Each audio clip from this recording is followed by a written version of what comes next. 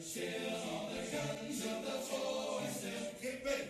Airborne from skies of blue. Heading the goal. We're coming through. Make your jumps and take your bows today. Let's go put on your boots. Your jumping boots, your parachute. Your parachute, get all those gliders ready to attack today. Hook up or we'll be gone. Pouring our jet into the dawn. At station time to fight them all. The 82nd way. Hey, hey! Put on your boots. Raise your hand. Because if you want to be average, you're not going to like this lecture, and you can find the doorway and go back to being average, because I'm not about being average. And I don't think any of us that are here are about being average either. The greater danger for most of us lies not in setting our aim too high and falling short, but in setting our aim too low and achieving the mark. And that was Michelangelo. And as you may see as we go along, I'm inspired by a lot of historical figures. I am I guess an amateur historian, if you will. I spend most of my time, in fact, almost 100% of my time, studying history and all the books and everything that I read. If you saw my library, and it's a legit library, it's very big with many, many, many bookshelves. Almost all the books on there are history books from different periods in history. Because, as you will see down the road, that'll become an important factor in who and what is an uncommon man. Now, Thucydides was a great historian of his time. He wrote the history of the Peloponnesian War in Greece back in the time of the mid-400s BC. Now, he was so smart that these four tenets, the four natures of man or the four natures of power, are taught all over the world in service academies, in various organizations, that government organizations, et cetera, they are true today as they were true 2,500 years ago, and they are something that most of this lecture will be based upon. Now, number one, these are the four natures of man, the four natures of power. It's very important that you take a good, hard look and understanding of these. Power always seeks to dominate the weak. Number two, power will always seek to increase its strength. Number three, power will never, ever give up its position willfully. And number four, power, once it has achieved dominance, will only yield to a superior power. And that has been proved throughout history thousands and thousands of times, way too many. And of course, we all know the axiom, absolute power corrupts absolutely, okay? In my study of history, there's only been two individuals that have ever turned down the mantle of absolute power. One of them was Cincinnatus. He was a great Roman general. City of Cincinnati is actually named after Cincinnatus. He refused the dictatorship of Rome, and lo and behold, George Washington, who they offered George Washington to be the king of America, and he refused it. And he actually said, I want to go back to farming after winning the Revolutionary War against the greatest empire in the history of the world. And as a side note, let me just add, unfortunately, like what we're talking about with those four natures of power and the four natures of man, because man is driven by those same four natures, in a state like California, where we have basically a one-party rule, we are in the midst of that position right now. And if you look at those four natures of power, and you look at the state of California, they are living those rules out every day. And I'm not just picking on California. That would be true in any area or state or government where there is a one-party rule. We can never, ever allow that to happen, okay? And right now, we do have a one-party rule in the state of California. It's unfortunate, but we have to deal with it. On government, and I just added this in because I think it's important for us to understand what we're dealing with on a day-to-day basis as citizens of the United States, and we'll get on to the rest of the lecture after this. But what is the ultimate goal of any government? Does anyone have an answer for that? Perpetuate its own existence. Absolutely true. To stay in power. That is the number one priority of any government, good, bad, or indifferent. It is to stay in power. So if you have a good government, that's a good thing. If you have a bad government, then it's a bad thing.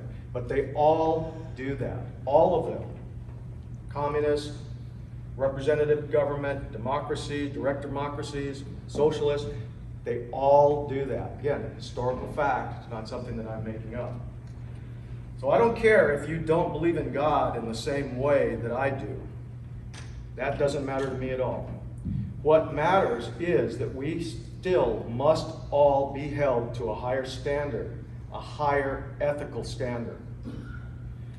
And we both, as individuals and a society, need a strong moral compass. That is a large part of what our Judeo-Christian heritage and beliefs give to us as a society. Be aware that in every historical case, the systematic removal of religion and the belief in God is always the necessary first step towards total control and takeover by any totalitarian government. Every single time is the first steps. You don't need someone more powerful than us, the government. And they will start to dismantle it step by step, and it's taken place. I mean, in my lifetime, I've seen it a number of times in all the Eastern European countries. World War II was right before I was born, but same thing happened there. The government is not God. The government is not religion, although for many it has replaced religion as their belief system.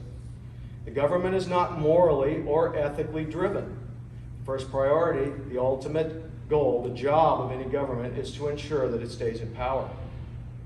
Any government, whether for good or for evil, is therefore driven, with only a few historical exceptions, by the lust for power. Those in government are just like you and me. They are not smarter or wiser than any of us. They are governed by the same natures as described by Thucydides over 2,500 years ago, and they certainly don't know what's best for us.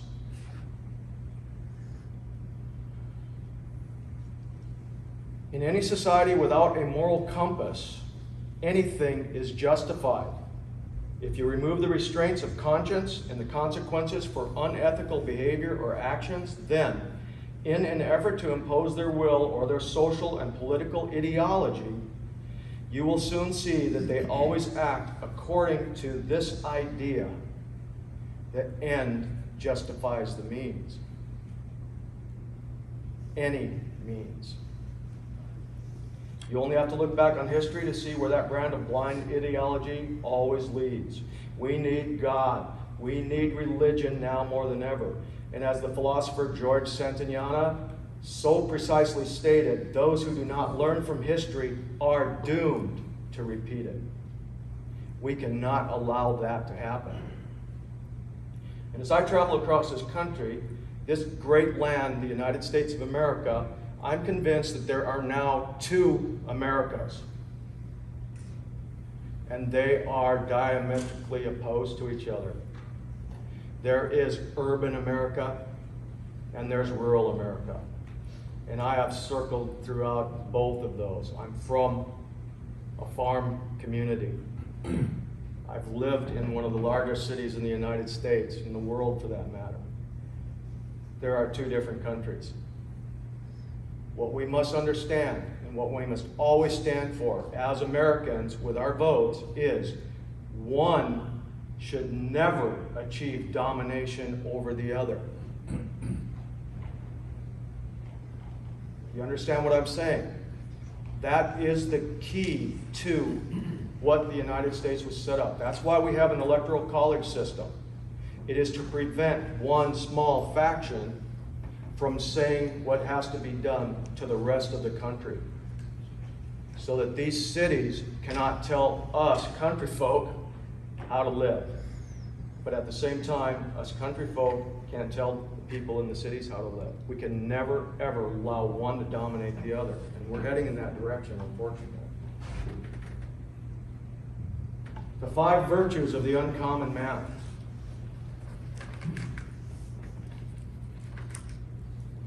Honesty, personal responsibility, self-discipline, moral integrity, and impeccability. 2, excellence is not then an act, but a habit. Good old Aristotle. Habits don't care if they're good or bad. They just exist. We create habits every day in our daily lives. So if we can create habits, why don't we strive to only create good habits and not bad habits? Make all your habits good. So let's talk about honesty. Always be honest with yourself and true to others. There's a starting point for that. And that starting point is always be honest with yourself. That's why I put that as the first bullet point under honesty. If you're not honest with yourself, you can never, ever be honest with others. You can never be honest with others if you can't be honest with yourself. Now, think about this also.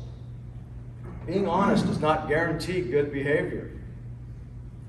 Hence the paradox of the honest thief. Yes, I stole your wallet. I'm telling you the truth. I'm honest, but I'm a bad guy because my behavior does not match a good moral example or ethical behavior. So just being honest by itself,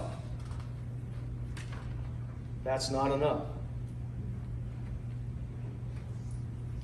Brutally honest self-evaluation is the foundation for becoming a better person. Now, when I said you have to be honest with yourself before you can be honest with others, I mean brutally honest with yourself, okay? Am I a good person? That's a very simple question. How many times do you ask yourself that? Maybe some do, maybe some never do. You need to ask that question. Am I a good person? But your answer has to be an honest answer. We all know what being good is. I do not have time for individuals that try and make it a gray, well, it's good sometimes here and it's good, but it's not good over there. You know what? We all know in the middle what being a good person is. Okay? What are my faults and my shortcomings? We have to ask those questions of ourselves. If you can't ask those, how are you going to answer it? If you can't answer it, how are you going to know where you need to improve yourself? We had an employee one time. It's funny because we were doing some employee evaluations, and we had a list of 5 or 6 different things. Do you get along well with others? Are you always on time? Do you need instruction from, do you need to be told what to do, et cetera, et cetera? Are you a self-starter, and blah, blah, blah. We ranked them 1 to 5. There's a whole bunch of those kind of questions on there. And we had an employee that in the front end of our shop, the front end of the business, in the administration, the only time we ever talked about that person was, how the heck are we going to fire this person? That was our conversation. When she came in for her employee evaluation, you could say need improvement, good, better than good, excellent. She had checked off excellent in every single category. So there was something going on there where there was a disconnect. Either we were wrong or she was wrong. The consensus was in the end that she was way wrong. But the point is, she thought she was excellent in every single category. And all we did was look at how are we going to get rid of this person, because all she did was create torment, and it was a nightmare. It was one of those bad apples that as an employee or employer you really never want to have. But that's a good example of someone who I don't think she ever looked in the mirror and ever questioned her behavior or whatever. So again, you can delude yourself. You have to be able to stand outside, look at who you are, and make those judgments.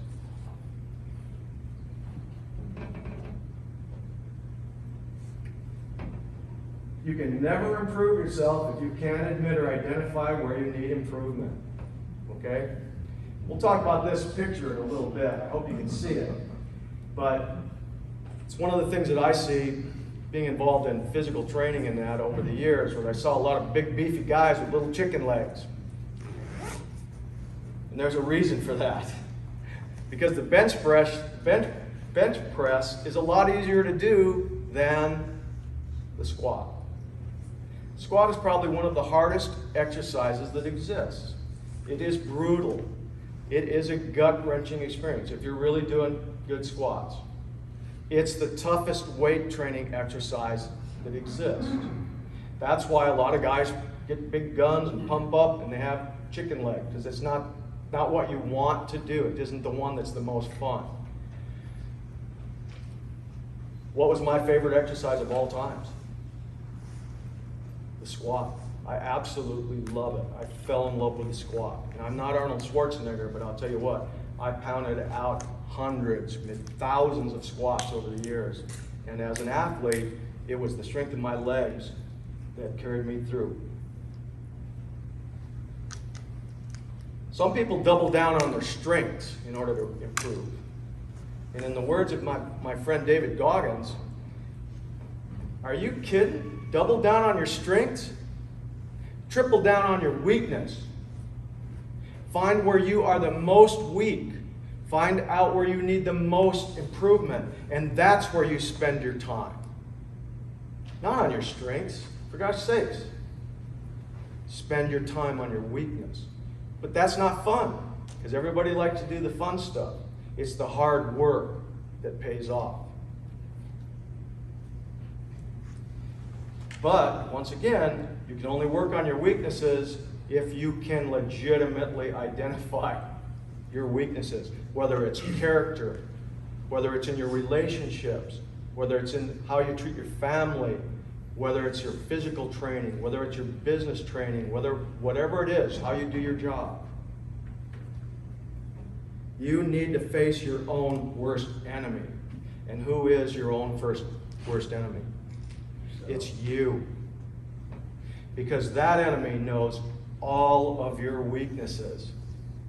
And that enemy will exploit them every single time. He is the toughest opponent you will ever face, ever in your life. And you can look right in the mirror and see him standing right there in front of you. Knowing all those weaknesses gives him a terrific advantage. Never blame anyone else or the system for your shortcomings. Never. If you do, then you'll never be able to change the things in your life that will affect you in a positive way. Because if you always say that it's because of them, or the system, or this guy, or that boss, or that whatever, my wife, whatever it is that you pick as the reason for you coming up short, you will never be able to improve, because now you have externalized all of those things and you can't change something out there. And the truth is, it ain't out there that's affecting you. What's affecting you is in here. Which brings us to personal responsibility. You have to take ownership of the consequences of your actions. And if you do, no one will ever own you. No one. But you need to take ultimate responsibility for everything that happens in your life. You are responsible for everything that happens to you. Okay? Now, I just said that about the system and relationships and other people, my boss, whatever. Okay? You know what? If you take responsibility for every single thing that happens to you, guess what happens? You start to be able to create the things that affect you in a positive way. You are able to create an existence on this earth where good things start to happen to you. Because if I let somebody else steer my boat, where do I end up? Where this guy steers me. If I take control of the helm of my own boat, my own ship, now I'm in charge, okay? Now I can work with the system. I can work in a relationship. I can work with a boss and make things happen good for the boss, good for the system, good for the relationship, that in turn make good things happen for me. You are responsible for everything. If you can make negative things happen, if you can miss a payment on the car, and they come and take your car away, there's some way that you could have made the payment on that car and they wouldn't take the car away. I'm using it as an analogy. And I have seen in my personal life, growing up and getting to be 67 years old, so many people say, oh, that bank screwed me. Oh, that mortgage company screwed me. No. You screwed yourself, okay? You allowed things to happen that you didn't take control of and that you didn't take responsibility for. I got it. You can get laid off. But by gosh, you better have had a plan. Here's the deal. If you work for somebody, you can get laid off. That job could go to China. That business could go bankrupt. You have to have, again, taking responsibility. One of the things that I'm doing right now, taking responsibility, is I'm setting up other companies because I don't know what happens if 3 or 4 years from now they make guns illegal. Well, guess what? If they make guns illegal, knives are about 2 inches behind guns. So as the owner of a knife company, what do I do if my knife company all of a sudden becomes an illegal activity and I can't have a business anymore? So I'm setting up other companies that I would be able to transition to. If you, and again, this isn't because I have a special place or I have some bags of money or anything. That's not the case. It's because I have decided to take control of my future, my situation, my consequences that I might face down the road. So I don't care if you work for somebody, or if you're a mechanic in an auto body shop, or if you're an engineer, you could lose your job. I really, honest to God, I don't believe that anyone, that a sane person should ever go homeless, or should ever lose their house, or should ever have their car repossessed, or any of that kind of stuff that we see so much happening all the time. It's because you didn't prepare for the future. Because you can always prepare for the future. You can create a second job, especially these days with the internet and all of those things that are possible for us. Whether you just sell stuff on eBay, you've got to be able to think, you know what? What if I got laid off? What's going to happen? Do I eat up all my money that I have in the bank, or maybe my retirement, just to keep going? No, have something in place so that you can transition over to it. It's not easy, but you don't want to be that guy with chicken legs, okay? We're all smart people. We can figure stuff out, but you have to take that first step. We used to be a society and a country based on the ideas of self-sufficient, rugged individualism. That's the United States of America. If you look between the lines, that's one of the reasons that they want to take our cars away. Now that's connecting some dots. But having vehicles gives us the ability to travel all over our United States and go wherever we want and move and do things whenever we want to do it. Okay? So you got to look for these little subtle things that are happening down the road that might be happening so slow right in front of your nose if you're not even aware that they're happening. Americans can go and do whatever they want right now.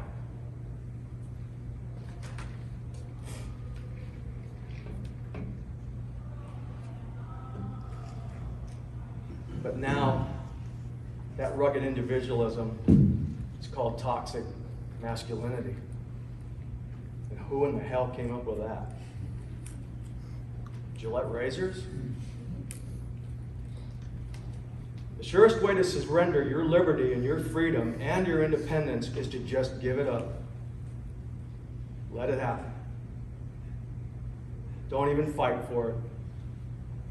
Our children aren't even learning the meaning of those words. It's not being taught in the schools anymore. They are giving up those ideals of liberty and freedom and individualism, and they don't even know it because they never had it.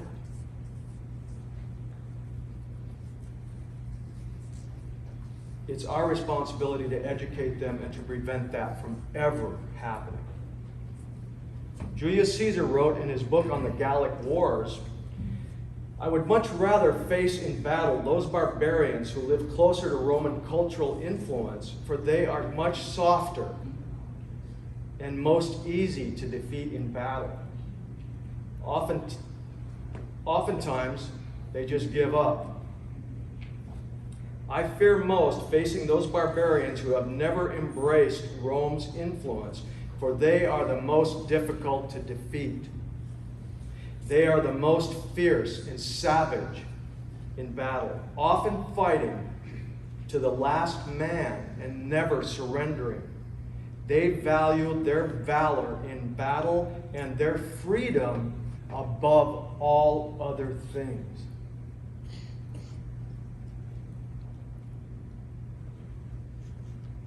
Well, I must be a god dang barbarian because I feel exactly the same way. So, what's happening in China right now? Okay? So we're moving all these directions about, well, we can't eat beef. We got to cut back on beef because cows fart and burp. So we need to eat soy, and we need to eat vegan, and we need to eat vegetables, and blah, blah, blah, blah, blah, and crickets, and all of that stuff, okay? Well, guess what's going on in China? Toxic masculinity. They see the light. So what are they doing over there? They're forcing their young men to eat more beef, more meat. They're giving steroids, testosterone to all their soldiers. They are trying to bring exercise and weight training back into the system because a 120-pound Chinese guy who's only eaten soybeans his whole life is probably not a real fierce son of a gun. But they see what's coming. So they're trying to undo the things that people here in the United States are trying to push us to do. So when I say, look around, look and see what's going on. For gosh sakes, it doesn't work. They're trying to undo 100 years of doing that. Because they look at us, and we are still regarded in all theaters of operation as the fiercest, most badass soldiers that ever walked the planet Earth, the United States of America. We are feared the world over. No matter what, we still are. But by God, if you look what's going on in the military right now, they're working against that also.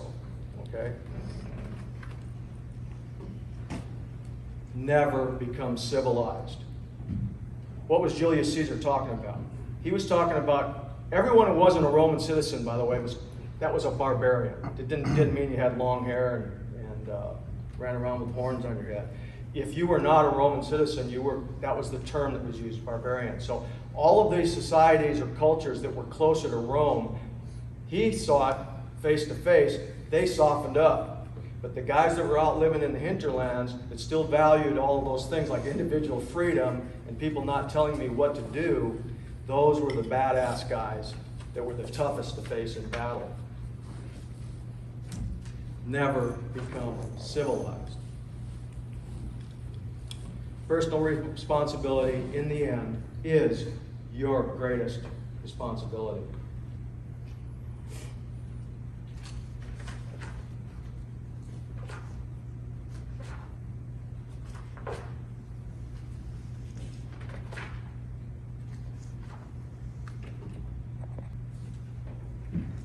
Part of what an uncommon man is. Self-discipline. Self-discipline is the foundation for the strength of character. Okay? Self-discipline.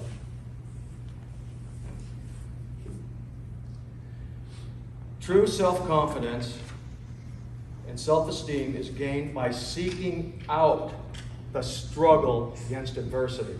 Seeking out the struggle against adversity. Never by avoiding it. Okay? Think about a tree. You plant a tree. How do you make that tree strong? Well, you put a couple stakes and tie it up with some rope or something so that it doesn't get hurt when the wind blows, right? No. You plant the tree and you let the wind blow it all overhead because that's what creates the strength in the trunk of the tree. If it's propped up, it's never going to be as strong a tree as one of those that's grown out in the middle of the woods. It's a fact.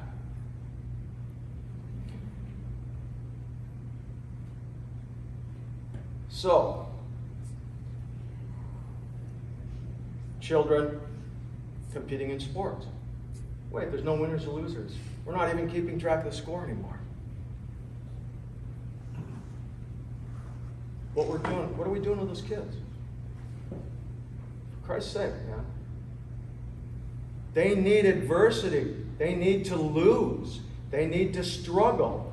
They need to know what it's like to get knocked down and get back up and continue on. I used to coach a lot of sports teams in the past, and I'll tell you what, I saw little guys, it was mainly boys, for example, strike out and break into tears. And then have the mom run over and console the little boy. And I'm like, what the heck am I looking at? What in the heck am I seeing right now? Number one, when I played, parents were never allowed anywhere near the field. They stayed in the bleachers. So they couldn't come out and console anybody, even if they got spiked or they got hit in the head with a baseball or whatever. So what I'm saying is if we create a society of weak people that are not used to having to struggle to get ahead or to know that they are in competition. For God's sakes, think about this. From a man's point of view, we are the fiercest competitors that exist, and we compete for basically one thing. Find a mate. Find that girl that's just right for you. But here's the deal. If she's a really nice gal, there's probably some other guys out there that are circling the pack also. So you're in competition. So you can't say that competition is a bad thing and we shouldn't learn how to do these things because we all compete all the time. I want to get that new job. I want to get that promotion. I want to make more money. I want to do whatever. I want to get that other car. We're always competing because other people are also trying to do the same thing. So you can't remove that from our existence. It's a fact. It exists. So we need to have these kids learn that, God almighty, if you fail, it's not the end of the world. It's just one little door that you got to bust open and go through. That's all. You cannot get true self-esteem and true self-confidence unless you face the struggle. That's what gives you that self-confidence. Muhammad Ali, one of my heroes, he said one time, he goes, long before I won the belt, I knew I was the champion. Long before I won the belt, I knew I was the champion. So every time I climbed into the ring, my opponent was facing the champion. I knew it, and he knew it too. Now that's self-confidence, okay? Do you think Muhammad Ali got that because he never competed? That confidence?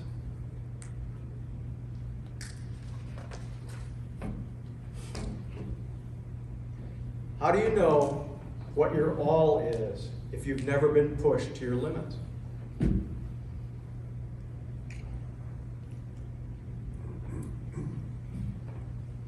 the words of Vince Lombardi, another one of my heroes, fatigue makes cowards of us all.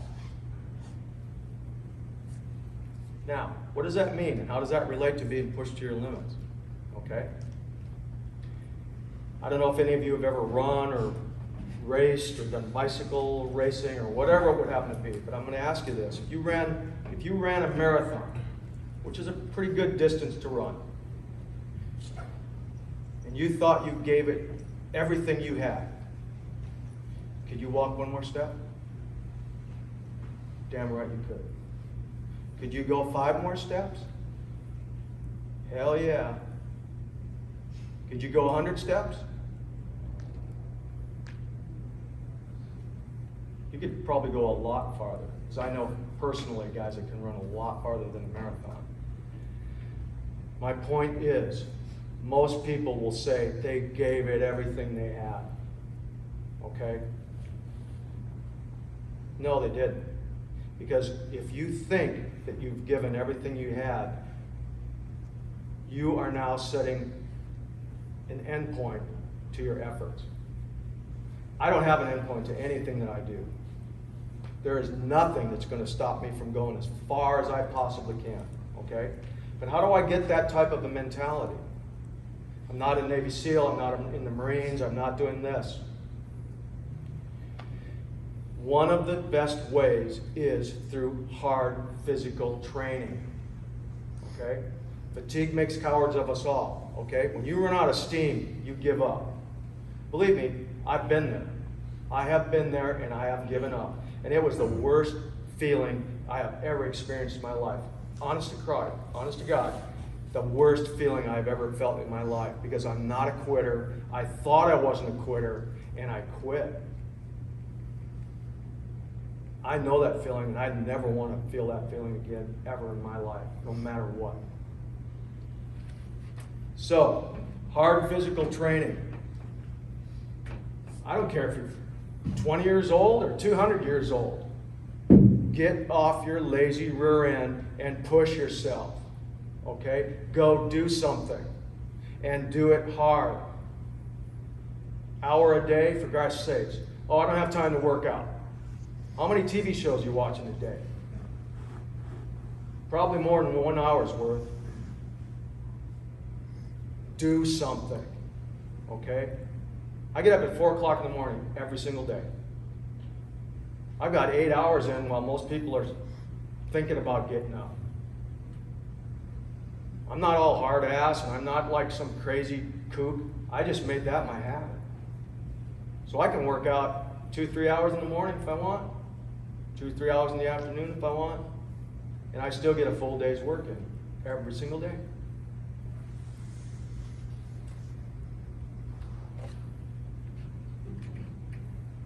Humans need adversity to grow stronger. I'm going to ask you a question. Who is the toughest SOB that has ever walked the face of the earth? 125-pound Marine just out of boot camp. They have faced, if you've ever been in front of a DI, you know exactly what I'm talking about. They have faced adversity, all right? And they have gone through it. And they came out way stronger on the other side.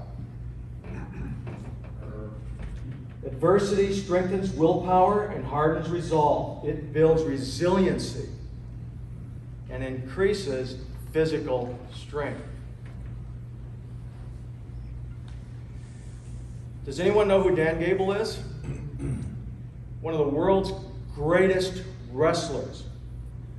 I think Dan Gable went all the way through high school and all the way through college, and I think he lost one match. He has produced more gold medal winners, more NCAA champions, more world champion wrestlers than any other coach in the history of the sport. And I'll tell you what, if you ever wrestled, there are very few things in life that you can do that are harder than wrestling, okay? It will wring you out and leave you in a puddle on the floor. But Dan Gable, this great individual, multi-gold medal winner of the Olympics, etc., said, if something is necessary, do it every day. If it isn't, don't do it at all. Don't waste time watching reruns of Cheers, okay? One of my heroes, Dan Gable. Another one of he's my hero, but he's also a friend, David Goggins. Does anybody know who David Goggins is? If you don't, Google him up and get his books, because they are a life-changing experience for a lot of people. Now, David Goggins weighed 320 pounds and lost, I might be a little off, but I think he lost 100 pounds in like 2 months to get into BUDS training in the U.S. Navy SEALs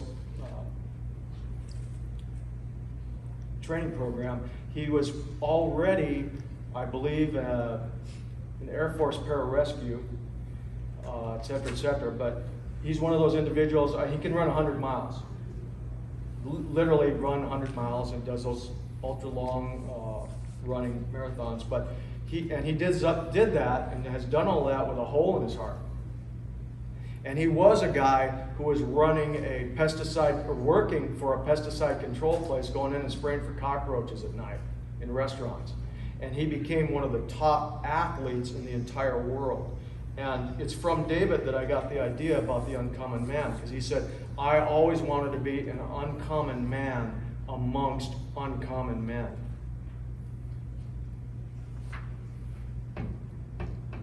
If I can't find a way, I will make a way. That was said by Hannibal when he was forced into invading Italy and had to go over the Alps rather than coming up around through the boot. If I can't find a way, I will make a way. One of the greatest generals in the history of mankind. True self-confidence can only be gained through self-discipline. I don't know if you can see that too well. That's a bunch of BUDS students laying in the surf down here about 90 miles south down in Coronado. And that, I'll tell you what, it's cold. Even if it's mid-July. It's bone-chilling cold because you are wet 24 hours. 24 hours a day for weeks and weeks. Remember what I said about adversity and self-confidence building true self-esteem? You need adversity. Human being has always survived. That's why we're still here today. That's why other animals have come and gone. They've become extinct. They didn't have what it took to stay the course, to survive, to perpetuate.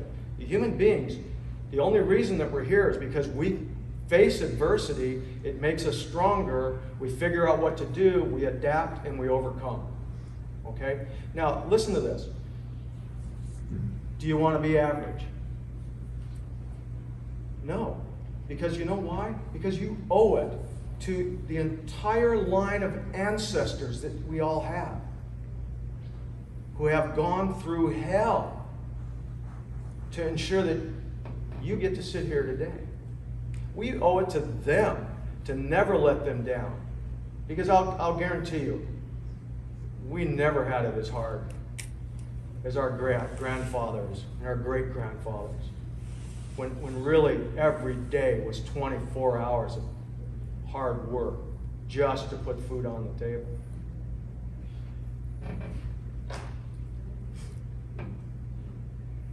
I didn't win my fights with my fists. I won them with my feet. Muhammad Ali. Now, what did he mean by that?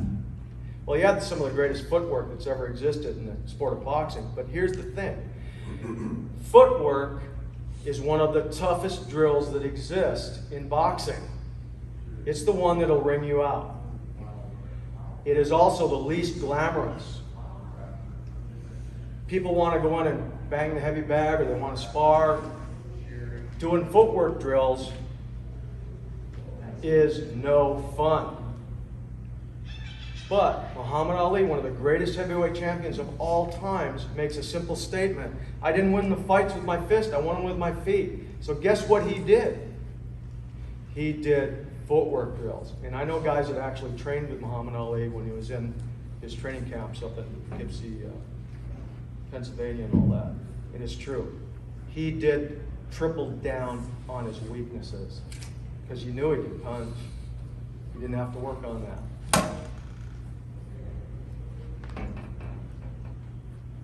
An expert is, this is one of my quotes, I didn't put it up there. An expert is someone who has mastered the basics. Okay? Now think about that for a second. The basics are always the hardest things to do. They're the things that are the least glamorous. They're the things that you need to master. Those are the things that will be the foundation for everything you do. And again, I relate a lot of this to physical training because that's something that I've been intimately involved with my entire life. Bruce Lee said, I do not fear the man who knows 10,000 kicks. I fear the man who has done a single kick 10,000 times. Talk about self-discipline. Try that one on for size. Discipline, sacrifice. Be willing to accept sacrifice and suffering as the wages that you must pay for accomplishment. Muhammad Ali also said, I won all my fights in the gym. What does he mean by that? The harder you train in the gym, the easier you're going to win fights in the ring. But it takes discipline. Make discipline a habit. If something's necessary, do it every day. If it's not, don't do it at all. Moral integrity. Always do the right thing, no matter what the consequences. Okay? Always. Remember what I said about owning the consequences? If you do the right thing every time, it's way easy to own the consequences because it's all good things. And remember, a man who stands by his convictions never stands alone. You are never alone. Moral strength, like physical strength, is lost if it's not exercised on a regular basis. Now I want to take you through something that is real important to understand. SEAL Team 6, one of the top Tier 1 organizations that exist in the world. One of the toughest organizations to ever become a member of, because not only is it tough to become a Navy SEAL, but the criteria for becoming a SEAL Team 6 operator is 10 times harder or more. So let's look at that for a moment. Oh, I've lost my screen. What's going on here? We have two individuals here. We want skill sets in an individual, okay? All the things that go up into making a top Tier 1 operator, okay?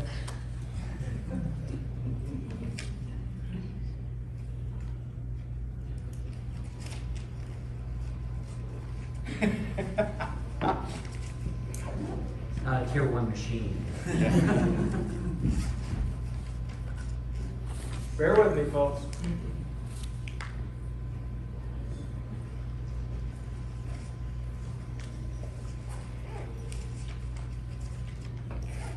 Okay, so we want someone who's up here at the skill set level in the 5 area, and we got an individual who's only at a number 2 on the skill level, right here, and in terms of character, he's over here at a skill level of 5.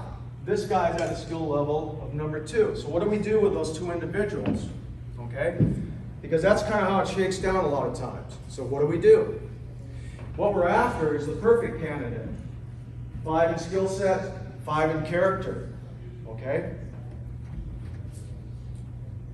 So, wouldn't it be easy? We'll just take the individual who has all the skills, big, strong, great shooter, language skills, everything that you need. We'll just move him over into higher character category. And we'll take the guy who has no number 2 in skill sets, and we'll move him up to the skill sets of 5. So we both end up with that top flight tier 1 operator, right? No, not right. Because I can't teach this individual character. Character is who you are. I can't do a brain transplant. I can't do a personality transplant. But I can take the individual who is of high moral character and I can move his skill set up because I can train him to be that individual.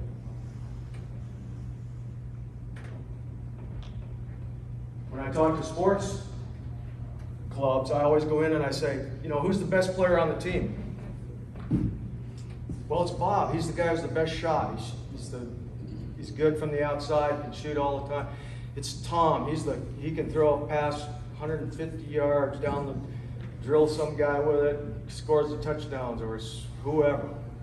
That's the best player on the team. Well, think about this.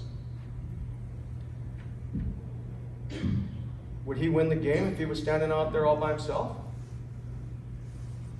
I don't think so.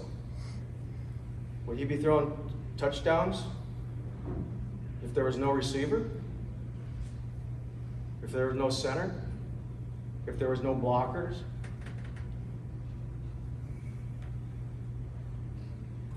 The best player on the team is very simple. The best team player. The best team player. That is that individual. When I talk about character being so important to become a tier 1 operator, it's because I know I can count on that guy through thick and thin. He now has skills, whereas the other individual who has skills, I don't know if I can count on him. He may let me down at the most important moment. The best player on the team is the best player, is the best team player. Impeccability. What is that? It's a state where no one can find faults in your behavior or your character. Strive for impeccability. Find it hard to illustrate that any stronger than the United States Marine Corps. The uncommon man is a man of honesty, personal responsibility. He is self-disciplined, and he has moral integrity. Another one of my heroes, Jordan Peterson. And if you think tough men are dangerous, wait until you see what weak men are capable of. Think about that statement.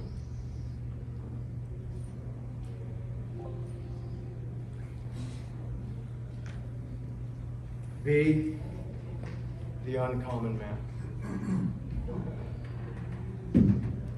Make it your life's dedication to be the uncommon man. Because what will happen is that the rest of your life will become better. I guarantee it. I guarantee it. I'll finish on one note. I'll have people come up to me here at the show. I give talks to different businesses and organizations, from SpaceX to any number of police academies, military units, et cetera, all the way down the road. And people will ask me a lot of times, how do I become a better businessman? Because they know I own a business, things like that. How do I become a better businessman? And I give them an answer that most of them do not expect. I tell them this: be a better person, and you will be a better businessman. Thank you all for coming.